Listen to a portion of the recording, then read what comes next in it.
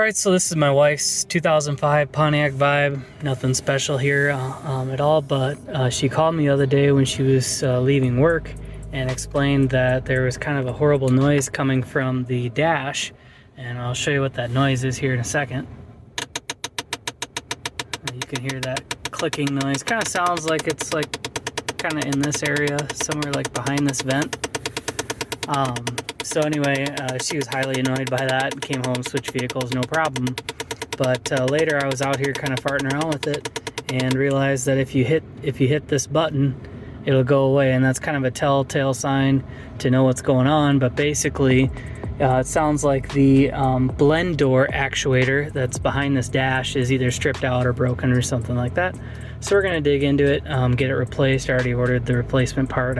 Feel pretty confident. All right, so the first step of getting this replaced is open the glove box. Of course, clean out all the stuff that's in your glove box, and then come down here and undo this Phillips screw on the side. This will allow the actual glove box to completely come out. You run this screw out, then you can take this little arrestor and pull this over, and then come inside, and you need to squeeze the sides of the glove box in, push it, this side that way, and then push this side in on this side too, and then the whole thing comes right out. Going up in here, if you look on the left side, you'll see this little blue connector way up top there.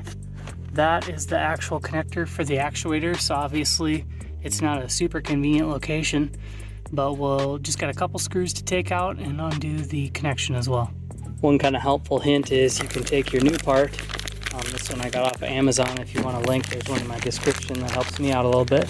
But take this part out and you can compare where the screws are in this versus the actual part. So we're going to undo the electrical and get this thing out of here.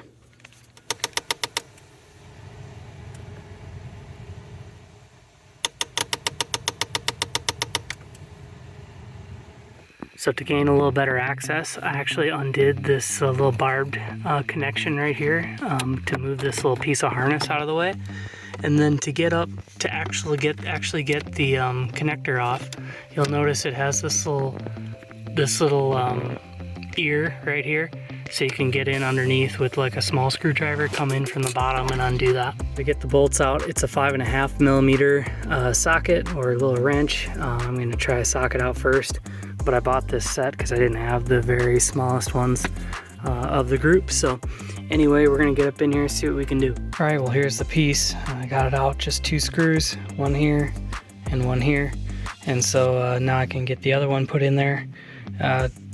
I don't see anything very obviously wrong with it. Maybe a gear stripped out inside or something, but either way, we're going to get it replaced. One other thing too is when I was up in there and I'm actually trying to unscrew these, I actually didn't need the ratchet. I was able to just take this up here with my fingers and just screw it like a little screwdriver.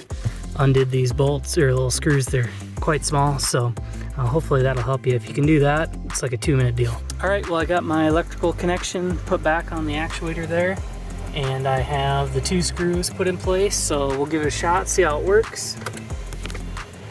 There you can see that door opening. And there it goes shutting and no clicking. So that's what we like to hear. We're not here in this case, so I'm just gonna put my glove box back in, and then also this little arrestor, and we'll be good to go. All right, well, I couldn't help myself here, and I took apart this actuator just to make sure. And if you look right there, you can see there's a tooth missing off of that gear, and of course that corresponds to this black one and such. And anyway, that'd be where your skipping and clicking and all that was coming from. So anyway, kind of a smoking gun.